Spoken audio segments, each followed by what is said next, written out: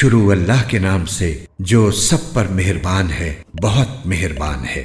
قسم ہے ان فرشتوں کی جو کافروں کی روح سختی سے کھینچتے ہیں اور جو مومنوں کی روح کی گرہ نرمی سے کھول دیتے ہیں، پھر فضا میں تیرتے ہوئے جاتے ہیں، پھر تیزی سے لپکتے ہیں، پھر جو حکم ملتا ہے اس کو پورا کرنے کا انتظام کرتے ہیں کہ جس دن بھونچال ہر چیز کو ہلا ڈالے گا، پھر اس کے بعد ایک اور جھٹکا آئے گا۔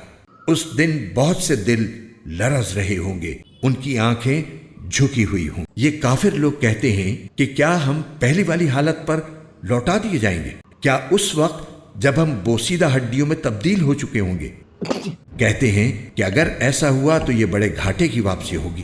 حقیقت تو یہ ہے کہ وہ بس ایک زور کی آواز ہوگی جس کے بعد وہ اچانک ایک کھلے میدان میں ہوں گے۔ اے پیغمبر، کیا تمہیں موسیٰ کا واقعہ پہنچا ہے جب ان کے پروردگار نے انہیں طویٰ کی مقدس وادی میں آواز دی تھی کہ فرعون کے پاس چلے جاؤ، اس نے بہت سرکشی اختیار کر رکھی ہے، اور اس سے کہو کہ کیا تمہیں یہ خواہش ہے کہ تم سنور جاؤ، اور یہ کہ میں تمہیں تمہارے پروردگار کا راستہ دکھاؤں تو تمہارے دل میں خوف پیدا ہو جائے؟ چنانچہ موسیٰ نے اس کو بڑی زبردست نشانی دکھائی، پھر بھی اس نے انہیں جھٹلایا اور کہنا نہیں مانا۔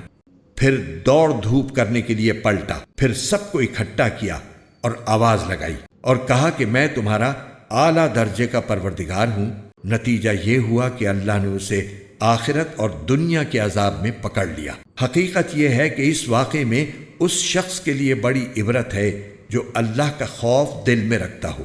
انسانوں، کیا تمہیں پیدا کرنا زیادہ مشکل ہے یا آسمان کو؟ اس کو اللہ نے بنایا ہے، اس کی بلندی اٹھائی ہے، پھر اسے ٹھیک کیا ہے، اور اس کی رات کو اندھیری بنایا ہے اور اس کے دن کی دھوپ باہر نکال دی ہے، اور زمین کو اس کے بعد بچھا دیا ہے، اس میں سے اس کا پانی اور اس کا چارہ نکالا ہے، اور پہاڑوں کو گاڑ دیا ہے تاکہ تمہیں اور تمہارے مویشیوں کو فائدہ پہنچائے۔ پھر جب وہ سب سے بڑا ہنگامہ برپا ہوگا جس دن انسان اپنا سارا کیا دھرا یاد کرے گا اور دوزخ ہر دیکھنے والے کے سامنے ظاہر کر دی جائے گی، تو وہ جس نے سرکشی کی تھی اور دنیا کی زندگی کو ترجیح دی تھی تو دوزخ ہی اس کا ٹھکانہ ہو، لیکن وہ جو اپنے پروردگار کے سامنے کھڑا ہونے کا خوف رکھتا تھا اور اپنے نفس کو بری خواہشات سے روکتا تھا تو جنت ہی اس کا ٹھکانہ ہوگی۔ یہ لوگ تم سے قیامت کی گھڑی کے بارے میں پوچھتے ہیں کہ وہ کب قائم ہوگی۔ تمہارا یہ بات بیان کرنے سے کیا کام؟